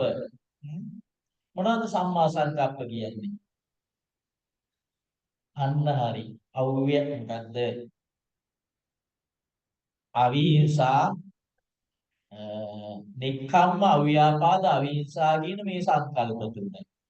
නේද? නික්ඛම්ම කියන්නේ මොකක්ද? අත්හැරීම. දැන් අන්නනේ ලෝකේ නිත්‍ය මොකක්වත් නැහැ කියන සංකල්පය අපිට සම්මා දිට්ඨියෙන් ඇති වෙලා තියෙනවා. එතකොට එහෙනම් අත්හරින එක වෙන්නේ නැද්ද ඉබේම? වෙනානේ. අන්න නෙක්ඛම්ම සංකල්පය අපි තුල හට ගන්න. ව්‍යාපාදේ හටගන්නේ ඇයි? මගේ කරගන්න ගියාමනේ. මගේ කරගන්න ගියාමනේ මට රුස්සන් නැති එකකට තමයි මම අර ගැටෙන්නේ. දැනින් දකින්න රූපේ උනත් ලස්සන නැති වුණාම තමයි ඒකත් එක්කමම ගැටෙන්නේ. ලස්සන වුණා නම් ගැටෙන්නේ. දැන් උදාහරණයක් ගත්තොත් ඔන්න අපි ගෙදර අපි හොඳට නිදාගෙන ඉන්නවා. උදේ පාන්දර බෙල් එක අහනවා. අපි ඇවිල්ලා දොර ආරිනවා. දොර ආරිනකොට අපි හිතමු එංගලන්තේ ඉඳලා ගියපු මේ දුවෙක් හරි පුතෙක් හරි ගෙදර ඇවිල්ලා ඉන්නවා. දොර ඇරලා අරපු ගමන් මේ දර්ශනීය දැක්කම මොකද්ද වෙන්නේ? අපි ඒක සතුටින් බාර ගන්නවා නේ. අපිට සතුට උපදින්නේ. ඒ වගේම අපි හිතමු මේ වැරහැලි ඉඳගත්ත ඉගෙන මිනිස්සෙක් උදේ පාන්දර එල්ල බිල්ලෙක් ගහනවා. අපි කවුද කියලා දන්නේ නැතුව යන්නේ. දොර අරිනකොටම ඇහැ ගැටෙන්නේ. අර මොනස යන්න අපි එතෙන්දී අපිට තරහ එන්නේ. ද්වේෂයෙන් ගැටෙනවා. ද්වේෂයෙන් ගැටෙනවා කියන්නේ මොකද්ද? අපි ප්‍රාර්ථනා කරන්නේ ලස්සන අපි පිනා යන්නේ දර්ශනයක්. එහෙම නැති වුණාම තමයි ගැටෙන්නේ. ගැටීමේ අර්ථය තමයි මේක නෙවෙයි මට ඕනේ. මම ප්‍රිය කරන දෙයක් මට ඕන කියන එක. එතකොට ඔය දෙක නැති වෙනවා සම්මා දිට්ඨියෙන් ගන්න. සම්මා දිට්ඨිය අපි තුල වැඩෙනකොට නෙක්ඛම්මයේ අව්‍යාපාදයේ ඊළඟට යාගින් ලෝකී කාටවත් අංශු මාත්‍රිකවත් හිංසාව ඉතින් කොච්චර හොඳ සංකල්ප තුනක් නෙක්ඛම්ම අව්‍යාපාද අවිහිංසෝ ඔය සංකල්ප තුනේ ඉන්න සම්මා දිට්ඨිය ඇති වෙන්න ඕන. හරි. දැන් ඔය සංකල්ප තුල ඉඳගෙන අපි වඩන සීලයට තමයි මොකද්ද? ආර්ය සීලය කියලා කියන්නේ. අපි මේ සීලය වඩන්නේ නිවැරදි පුද්ගලයෙක් හැටියට ජීවත් වෙන්න. ඒ වගේම නොයල්ම පිණිස ලෝකේ පවතින කිසි දෙයක් උපාදානය කර නොගෙන මේ යන ගමනේදී කය වචන දෙකේ සංවරයේ සඳහා උපකාරී කරගන්න. අන්නේ ඒ සඳහා ආර්ය අෂ්ටාංගික මාර්ගයේ සම්මා වාචා, සම්මා කම්මන්ත, සම්මා ආජීව කියලා මාර්ගාංග තුනක් තියෙනවා. වචනේ හික්මෙනවා, ක්‍රියාවෙන් හික්මෙනවා, ජීවිත පවත්වාගෙන යන්න කරන කටයුතු වලදී අපි හික්මෙනවා. වචනේ වැරදි විදියට අපි පාවිච්චි කරන්නේ බොරු හැටියට, කේලම් කීම හැටියට, පරුස වචන කීම හැටියට, හිස් වචන කීම හැටියට. අනිත්‍ය දර්ශනය ඇතිව සම්‍යක් මාර්ගයට පිළිපන් කෙනෙකුගේ වචනේ ඇදෙන්නේ වචනීය ලෝභ දෝෂ මෝහ ප්‍රවර්ධනය කරන වචන වෙන්නේ නේ. ඒ නිසා සත්‍ය ගරුක පුද්ගලයෙක් බවට පත් වෙනවා. ඊළඟ සත්ව ඝාතනීය දෙන්නේ අනුසතු දේ දුර්සිතින් ගන්නේ නේ. ඒ වගේම බ්‍රහ්මචාරී වෙනවා. මියස්කන්නාසාදී ඉන්ද්‍රියන් පිනවන්න යන්නේ නේ. ඊළඟට දීපෑත්ම පිරිස කියලා වක්කත් වැරදි ජීවන මාර්ගයකට එළඹෙන්නේ එයාගේ සිත මේ කියන කය වචන දෙක මුල් කරගෙන කෙලෙස් වලට බරිත ජීවිතයක් බවට පත් වෙන්නේ නැහැ. ඊළඟට සීලය සම්පූර්ණ වෙනවා. ඊළඟ සමාධිය සිත ආරක්ෂා වෙන්නේ. කෙලෙස් වලින් තොර ස්වභාවයට පත් වෙන්නේ. සම්මා දිට්ඨිය සහ සම්මා සංකප්පය කියන්නේ ඒ නිවැරදි දැක්ම සහ සංකල්ප වලට ගැළපෙන ආකාරයට ඔහුගේ චිත්ත සමාධිය පිණිස කටයුතු කිරීම ආරම්භ වෙන්නේ. සම්මා වායාම. මොකද සම්මා වායාම කියන්නේ? දැන් මේ නිවැරදි උත්සාහය කියලා අපි කියනවා. මොකද්ද මේ නිවැරදි උත්සාහය? නූපන්න කුසල් නූපදව ගන්න. උපන්න කුසල් දුරු කර ගන්න. නූපන් කුසල් උපදව ගන්න. උපන් කුසල් වැඩි දියුණු කර ගන්න. මොනවද මෙතන නූපන්න කුසල් කියන්නේ? මෙතන නූපන්න කුසල් කියලා කියන්නේ දැන් කුසල අකුසල දෙක මොනවද කියලා අපි බැලුවොත් කුසල් කියන්නේ මොකක්ද දැන් කුසල කියන වචනේ තේරුම මොකක්ද? දක්ෂ නේද? දැන් කුසලත්වය කියන්නේ දක්ෂ භාවය කියන්නේ. කුසලතාවය කියන්නේ දක්ෂ භාවය. එතකොට මෙතන කුමකට දක්ෂ භාව කෙනෙක් වෙන්න ගන්න උත්සාහයද මේ?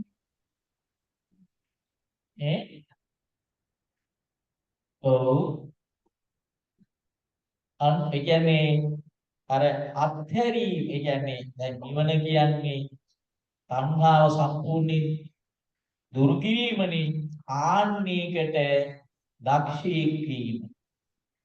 මේ අත්හරින වැඩේට නොගැටෙන නොයැලෙන ස්වභාවයට දක්ෂයෙක් වෙන්නේ අවශ්‍ය මානසික ශක්්‍යතාවේ තමයි සම්මා වායාම කියන්නේ. නූපන් අකුසල් කියන්නේ මගේ ළඟ නැත්තම් මොනවද? ලෝභය, ද්වේෂය, මෝහය, මද, මාන, ඊර්ෂ්‍යා ආදී අනේක විද කෙලෙස් වලින් මගේ ළඟ දැනට නැති යම් ක්ලේශ ස්වභාවයක් තියනවා නම් නූපන් අන්නේවා මතුවටවත් නොඉන්නේ මම මගේ චර්යා රටාව කුභාවනාව චර්යා රටාව මම හදා ගන්නවා. බලන්න කොයිතරම් හොඳ උත්සාහයක්ද. right effort. අපි හිතමු අපි යම් සමාජ ජීවත් වෙනකොට කෘතඥයෝ හැටියට යම් යම් කෙලෙස් සහගත ක්‍රියාවලට පෙළඹීම් වෙනවා. මේ පෙළඹීම් වලට අහු නොවෙන්නේ. අපි හිතමු වෙලෙන්දේ. වෙලඳාන් වෙනකොට සමහරට බුරු කියනවා. බුරු කියලා මේ වැඩි ලාභයක් ගන්න කටයුතු කරනවා. එතකොට යාගේ හිත යටි හිතෙන් ලෝභය කියන මේ ක්ලේශය වර්ධනය වෙනවා. දැන් අන්නේ සම්මා වායාමයෙන් කටයුතු කරන එක්කිනාට එතකොට හැඟෙනවා මේක පාපී ක්‍රියාවක්, කෙලෙස් වැඩෙන ක්‍රියාවක්, මේ ස්වභාවයට මමපත් වෙන්නේ නෑ කියලා. අන්න හිතෙන් උත්සාහවත් වෙනවා. අපි හිතමු අපි කඩේ බඩුවක් අරගෙන මුදලාලිට වැරදිලා වැඩිපුර ඉතුරු සල්ලි දීලා ගෙදර ආවම මොකද්ද හිතෙන්නේ? මොකටද මම මේක ආපහු දෙන්නේ? එහෙම හිතෙනවනේ සමහරලාට. මුදලාලි දන්නේ නෑනේ මට වැඩිපුර සල්ලි ආවා කියලා. ඉතින් මේක මම තියා ගන්නවා කියලා. හිතෙන් යන්නේ කුසලයක්ද අකුසලයක්ද? අකුසලයක් හිතේ වර්ධනය වෙනවා. වංචාව කියන්නේ Tamanට අයිති නැති දෙයක් Taman සත්‍යක කර ගැනීම දැන. සමහරුන්ට එහෙම හිතෙන්නේ නැහැ. සමහරුන්ට මම මොකටද මේ මුදලාලිගේ වුණත් මට අයිති නැති දෙයක් නේ. මම මේක ආපහු ගිහිල්ලා දෙනවා කියලා ගිහිල්ලා දෙනවා. අන්න ඒ ස්වභාවයේ දිනු කර ගැනීමයි තියෙන්නේ සම්මා වායාමෙන්. සම්මා වායාමෙන්. ඒතර භාවනාවේදී උනත් අපි භාවනා කරනකොට මේ කෙලෙස් සහගත ක්‍රියා සිටිවිලි හැටියට අපිට එනවා. ඒක මර්ධනය කර ගන්න ඕන අපි හිතෙන්ම. ඒක සම්මා වායාම. එතකොට මේ විදිහට භාවනා කරනකොට සීය පිහිටනවා. සතිය වැඩෙනවා. දැන් ඔය සතිපට්ඨාන සූත්‍රයේ උනත් සීය පිහිටුව ගන්න ආකාරණී සඳහන් වෙන්නේ. ඒකම සමාධිය හට ගන්නවා.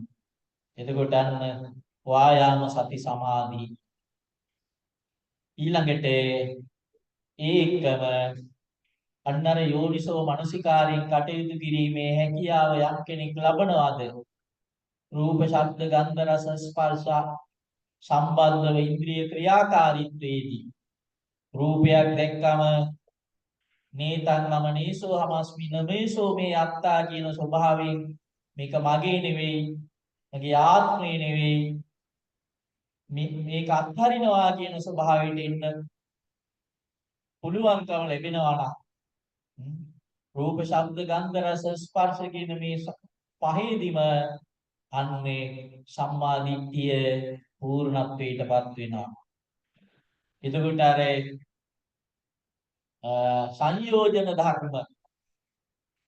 සංයෝජන ධර්ම දුරු වෙලා යනවා.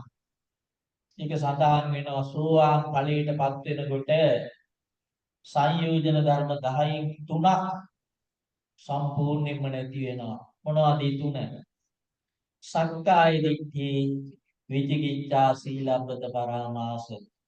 නිත්‍ය යමක් මා තුල තියෙනවා කියන හැඟීම. සියලු පාපී ක්‍රියාවන්ට අකුසල ක්‍රියාවන්ට මූලික වනේ සංකල්පය බිඳෙනවා.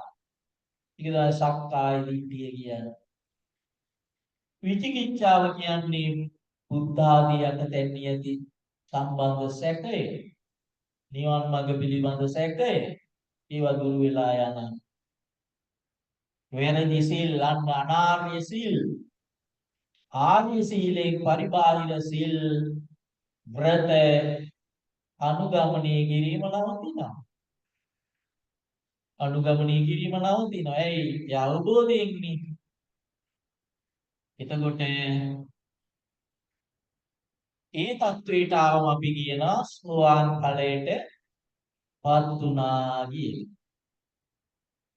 ඊළඟට ඒ වුණාට යාගේ ළඟ මොනවද තියෙන්නේ? කාම රාගේ තියෙනවා. රූප රාග ඒවා තියෙනවා. එතකොට සෝවාන් ඵලයටපත් වුණාට පස්සේ කවදාවත් ආපස්සට යෑමක් නැහැ. ඇයි? මෙයා මේ අවබෝධී ඒ ආධ්‍යාත්මික දියුණුව අර යෝනිසෝ මනසිකාරයෙන් ලෝකයේ පිළිබඳ රූප ශබ්ද ගන්ධ රස ස්පර්ශ ආදී පිළිබඳ කටයුතු කරන්නට ඒ ලැබිච්ච දක්ෂතාවයත් එක්ක කුසලතාවයත් එක්ක ඒක ඉදිරියට යනවා මිසක් ආපහු හැරීමක් නෙවෙයි. හැබැයි කාමරාගේ තියෙනවා විවාහ ජීවිත ගත කරනවා සෝවාන් ඵලයටපත් වෙච්ච අය. හැබැයි ආධ්‍යාත්මිකයේ දියුණුව අඩියෙන් අඩිය උතුලින් ක්‍රියාත්මක වෙනවා. එහෙම ක්‍රියාත්මක වෙනකොට කාමරාග ව්‍යාපාද දෙක අඩු වෙනවා, තුනී වෙනවා. දැන් සෝවාන් ඵලයටපත් වුණ පුද්ගලයා තුළ කාමරාග ව්‍යාපාද දෙක තියෙනවා. ඒ කියන්නේ පව් සිද්ධ වෙන්නේ නැද්ද? පව් සිද්ධ වෙනවා. හැබැයි මොන විදිහේ පව්ද සිද්ධ නොවෙන්නේ? අපායට යන්න තරම් හේතු වෙන පව් නම් සිද්ධ වෙන්නේ නැහැ. සාමාන්‍ය පව් සිද්ධ වෙනවා. සෝවාන් වුණා කියලා පව් සිද්ධ නොවි හරින්නේ නැහැ. කාමරාගයේ සම්බන්ධ පව්, ව්‍යාපාදී තරහව, කීර්තිය ඒවා සම්බන්ධ පව් සිද්ධ වෙනවා. හැබැයි බරපතල අපායට යන්න තරම් හේතු වෙන පව් නම් සිද්ධ වෙන්නේ නැහැ. අපායට නොයන ස්ථිරභාවය තියෙන්නේ සෝවාන් ඵලයටපත් වුණා. සෝවාන් ඵලයටපත් වෙච්ච කෙනෙක් කවදාවත් අපායට යනවද? නැහැ. අන්න ඊට පස්සේ ක්‍රමක්‍රමයෙන් ආධ්‍යාත්මික දියුණුව සැකසෙනවා. කාමරාග ව්‍යාපාද දෙකක් තුනී වෙලා යනවා. ඒ ස්වභාවය කියනවා මොකද්ද? සක්‍රුදාගාමි. සක්‍රුදාගාමි තත්වේ. ඒ තත්වේ තවත් දියුණු වෙනවා. ඒ ජීවිතේ වෙන්න පුළුවන්. ඒ ජීවිතෙන් පස්සේ ජීවිතයකදී වෙන්න පුළුවන්. සෝවාන් වෙච්ච කෙනෙක් හත්වරක් තුනුවන්ලු මනුස්ස ලෝකයේ ආයෙ උපදී. ඒ සත්‍විදාගාමි ස්වභාවයේ ඉක්මවුවම අනාගාමි. අනාගාමි කියන්නේ කාමරාග ව්‍යාපාද දෙක සම්පූර්ණයෙන්ම නැති වීම. හැබැයි තාම නිවන් දැක්කේ නැහැ. නිවන් දැක්කේ නැහැ. ඒක මොනවද ඉතුරු වෙලා තියෙන්නේ? රූප රාග තියෙනවා. ඔව්. අරූප රාග තියෙනවා. මාන උද්දච්ච අවිජ්ජා. රූප රාග තියෙනකොට මොකක්ද තියෙන්නේ? බ්‍රහ්ම ලෝකවල උපදින්නේ නේ. අරූප රාග තියෙනකොට ඒ අරූපාවචර බ්‍රහ්ම ලෝකවල පැවැත්මක් තියෙනවා. ඒ භවය ඒ ලෝකවල. මාන්නේ තියෙනවා. දැන් ඔය මාන්න තුනක් ගැන බුදුහාම දේශනා කරන්නේ. සේයමාන, සදිසමාන, හීනමාන ඒවා තියෙනවා. හැබැයි සාමාන්‍ය මිනිස්සෙකුට තියෙන මට්ටමටම නෙවෙයි. නමුත් සම්පූර්ණයෙන් නැති වෙලා නැහැ. අන්න රහත් වෙනකොට අවිජ්ජාවත් එක්ක මේ සංයෝජන ධර්ම කොහොම නැති වෙලා යනවා. ඊට පස්සේ තමයි රහත් වුණා වෙන්නේ. ඉතින් අපේ අතේ තමයි වැඩපිළිවෙල තියෙන්නේ.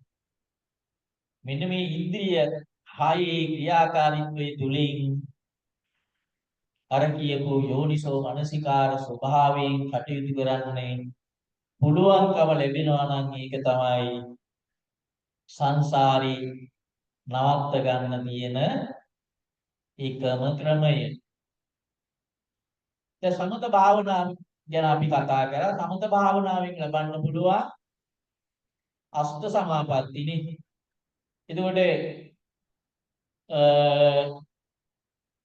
රූපාවචර ධාන හතරයි අරූපාවචර ධාන හතරයි එකතු වුණාම තමයි අෂ්ට සමාපatti වෙන්නේ. ධානයකට ධානයක් ලබන්න මොනවද දුරු වෙන්න ඕන? අර මේ පංච නීවරණනේ. ෆයිව් ෆෙටර්ස් කියලා කියන්නේ පංච නීවරණ බාධක. සිත එකඟතාවයට එන්නේ බාධක වන කෙලෙස් පහක් තියෙනවා. ඒ පහ විතරයි දුරු වෙන්නේ. මොනවද මේ පහ? කාමච්ඡන්දේ. දැන් කාමච්ඡන්දේ දුරු වෙනවා කියන්නේ අනාගාමි තත්වයටපත් වෙච්ච උත්තමයෙකුගේ කාමච්ඡන්දේ දුරු වීමක් පංච නීවරණවල සමාධියකටපත් වීමේදී දුරු වෙන කාමයේ දුරු වීමක් දෙකම එකද නෑ මොකද්ද වෙනස ධානයෙන් පිරිහෙන ඕන වෙලාවක ආපහු කාමච්ඡන්දේ මතුවෙනවා හැබැයි අනාගාමි වෙච්ච ආර්ය උත්තමයෙකුගේ දුරු වෙච්ච කාමරාගය අපව කවදාවත් එන්නේ නැහැ මතු වෙන්නේ නැහැ. ඒක නිසා ධානලාභියෙකුගේ తాවකාලිකයි. ධානී ඉන්නකම් විතරයි. මේ කාමච්ඡන්ද ව්‍යාපාද. ව්‍යාපාද කියන්නේ ඇලීමේ අනිත් පැත්ත. පංචකාමයන්ට ඇලෙන එකට කියනවා කාමච්ඡන්ද කියලා. ඒකත් එක්ක ගැටෙන එකට කියනවා ව්‍යාපාදේ කියලා. ඉතින් ওই දෙක දුරු වෙන්න ඕන සමාධි හිතකට යන්නේ. තීන බින්ද කියන්නේ අන්න කම්මැලිකම නේ. දැන් ධානයක් ලබන්න කොච්චර උත්සාහයක් තියෙන්න ඕනද? ඒ උත්සාහය නැත්තම් මොකවත් ලැබෙන්නේ නැහැ. ඒක නිසා චිත්තජයතසිකයන්ගේ කම්මැලිකමත් නීවරණයක් හැටියට දක්වලා තියෙනවා. නීවරණේ නීවරණේ තියෙනකන් දෙයක් මේ සමාධියකටපත් වෙන්න බෑ. අන්න ඊළඟ දෙක හරි වැදගත්. උද්දච්ච කුක්කුච්ච. උද්දච්ච කියන්නේ නොසන්සුන් බව. ඒ කියන්නේ එක අරමුණක ඉන්න බැරි ගන්න. දැන් සිත අපි භාවනායි කරන්නේ එක අරමුණකට ගන්න එකනේ. එසේ නොගෙන එසේ ගන්න උත්සාහයේ නිෂ්ඵල වෙලා විවිධ අරමුණු වලට හිත යෑම තමයි උද්දච්ච කියන්නේ. විසිරීම. කුක්කුච්ච කියන්නේ තැවීම. පරණ දේවල් මතක් වෙන. භාවනා කරලා යම් මට්ටමකට හිත දියුණු වෙගෙන එනකොට එකක් තමයි බාධක වෙන ඔය විසිරෙන ගතිය. මතක් වෙනවා, රූප මතක් වෙනවා, අඬවල් මතක් වෙනවා. ඒක විසිරෙන ගතිය. ඊවිතරක් නෙවෙයි වැරදි කරලා තියනවා නම් ඒව මතක් වෙනවා. මතක් වෙන හිත අරමුණෙන් පිටපණින.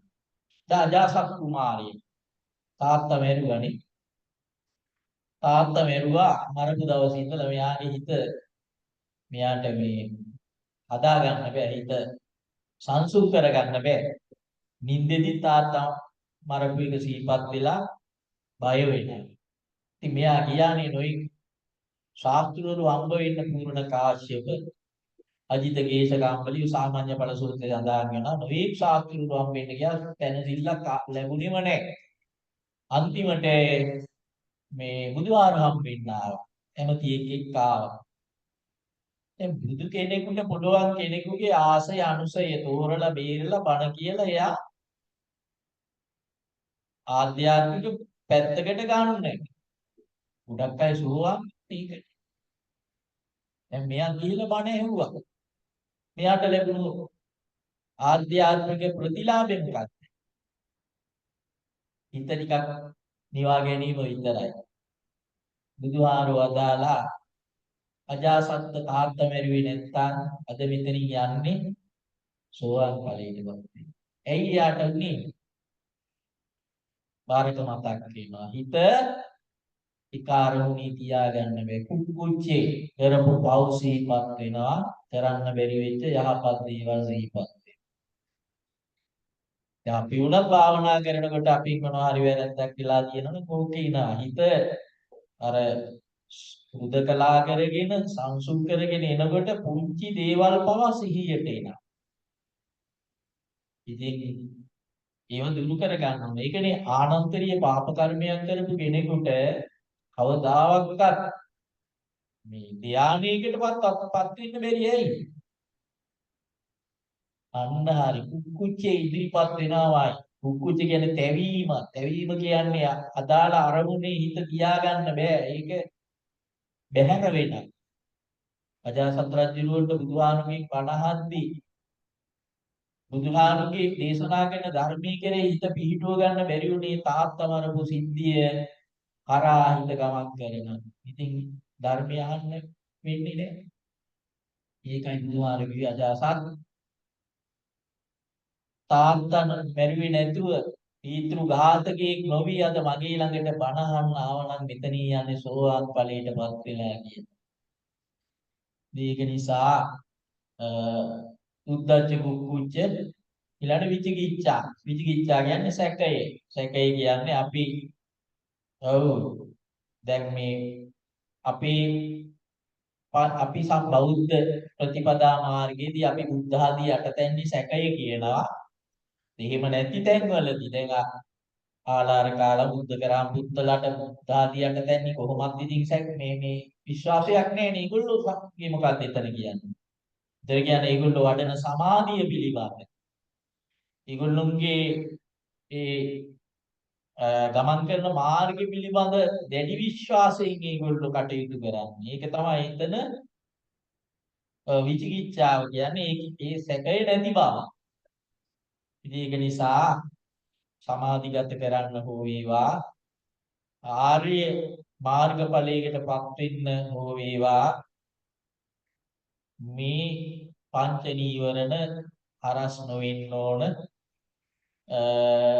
අපි බෞද්ධ වෙහෙටියට නිවන් දකින්න යන ගමනේදී අපි ආර්ය සීලය, ආර්ය සමාධිය, ආර්ය ප්‍රඥාව ඊළඟ ආර්ය විමුක්තිය කියන්නේ ආයි කවදාවත් ආපස්සට නොහැරෙන බ්‍රහ්ම ලෝක වෙනි තත්වයන් නෙවෙයි. සියල්ලෙන් අත්හැරපු detachment කාම තණ්හා, භව තණ්හා, විභව තණ්හා කියන තුනෙන්ම තොර නොයන්නු නොගැටුණු මානසිකත්වයේ තමයි නිවන කියලා කියන්නේ. ඉතින් ඒකයි බුදුහාමුදුරුවෝ වදාළේ අර භණ්ඩන ගාමී හිටපු භික්ෂුන් වහන්සේලාට මහණෙනි මෙන්න මේ කාරණා පහ නොදැනීම නිසා තමයි අපි මේ සසර ඔබලාත් මමත් සන්දාවිත්වා සංසාරිත්වා මමච්චේව තුම්මා කංච මේ සංසාරේ සැරිසරමි මමයි ඔබලා හැම දිනමයි මෙච්චර කාලයක් ආවේ කියන. ඉතින් බුදුහාමුදුරුවෝ මේ தত্ত্বයේ පිරුම් පිරීම තුලින් ලැබුණු ඒ ආධ්‍යාත්මික ශක්තියත් එක්ක ස්වයං අවබෝධ කරගත්තා. පසේ බුදුවරුත් ඒ වගේ. දැන් පසේ බුදුවරුන්ට ගුරුවරුකම් දෙන්න කවුරුවත් නැහැ. දැන් මම නම් හිතන්නේ පසේ බුදුවරු කියන්නේ අර තාපසවරු වගේ නිත්‍ය සංකල්ප ඉඳගෙන හරි බණ භාවනා කරනකොට නිත්‍ය සංකල්පේ තියෙන වැරද්ද තේරිලා අර අත්හැරීමේ මට්ටමට ඉබේම හරි ඇවිල්ලා සියලු කෙලෙසුන් දුරු කරලා මෝක්ෂයටපත් වෙන ඇත්ත තමයි පසේ බුදුවරු කියන්නේ. අපිට බුදුහාමුදුරගේ ධර්මයේ තියෙන මග තියෙනවා. කල්යාණ මිත්‍රයෝ ඉන්නවා. මග කියලා දෙන්නේ.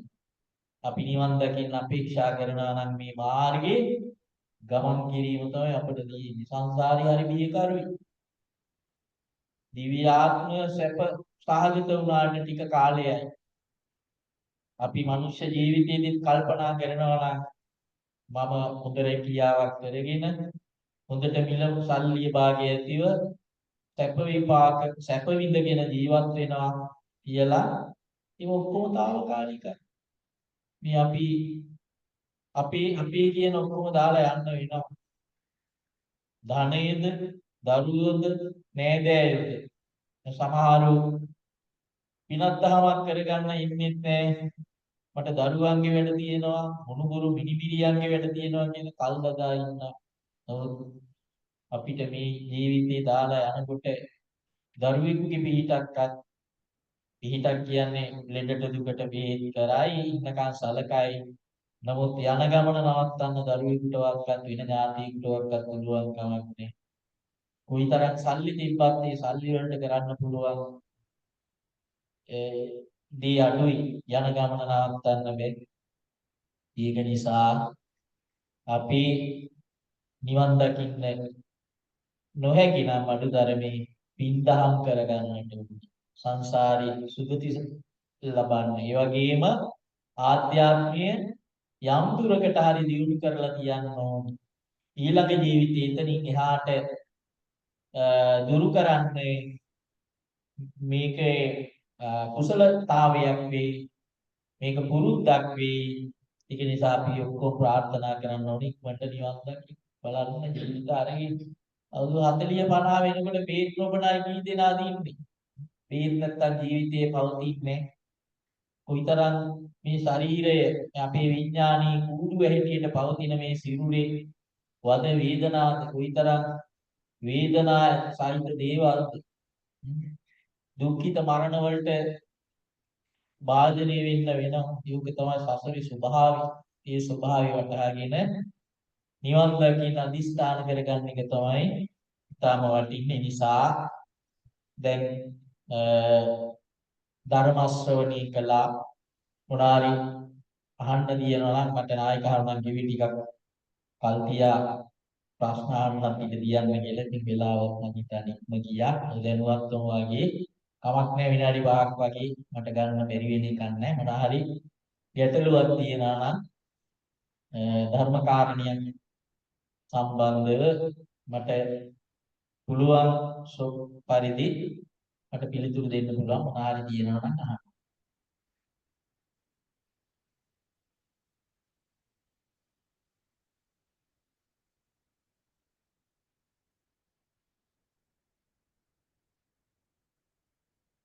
එහෙනම් ගැටලු නැති බව තමයි පේන්නේ.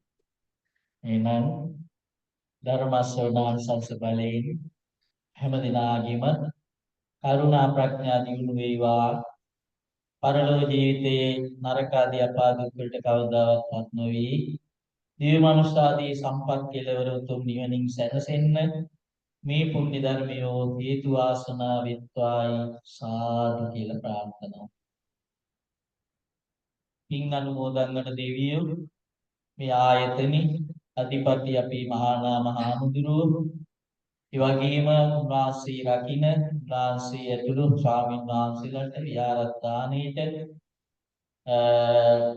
ඒ අවශ්‍ය දේ තාරිකය හැටියට සපයමින් මේ ආයතනෙ රැක ගන්න හැම දිනාටම ආයුර ආරෝග්‍ය ආදී සම්පත් සැලසේවා දිව්‍ය ආශිර්වාද කරත්වා කියන ප්‍රාර්ථනෙන් අපි දිව්‍යයන්ට පින් අනුමෝදන් ආකාශට්ටා චුම්මට්ටා දීවානාගා මහිත්‍තිකා පුඤ්ඤන්තං අනුමෝදිत्वा දිරං රක්ඛන්තු ලෝක සාසනං ආකාශට්ටා චුම්මට්ටා දීවානාගා මහිත්‍තිකා පුඤ්ඤන්තං අනුමෝදිत्वा දිරං රක්ඛන්තු දේශනං ආකාශට්ටා චුම්මට්ටා දීවානාගා මහිත්‍තිකා පුඤ්ඤන්තං අනුමෝදිत्वा තිරං රක්ඛන්තු ත්වං සදා.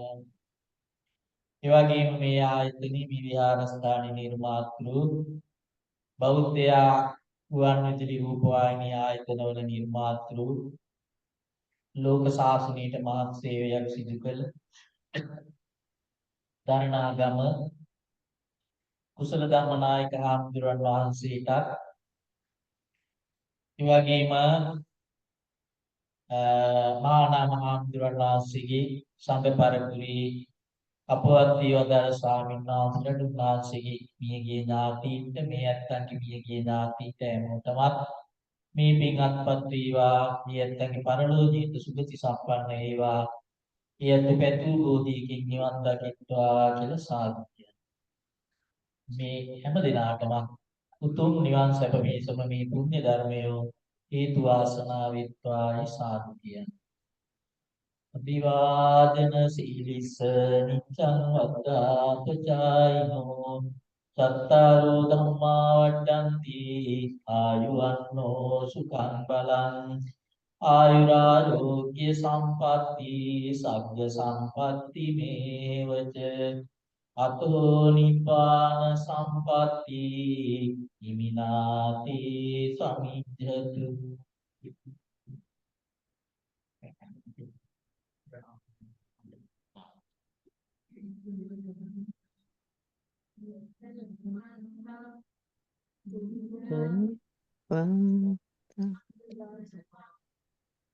Dun,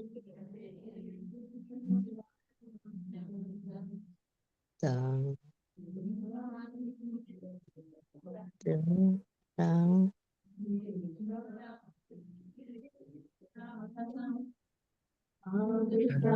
dun, dee, dee,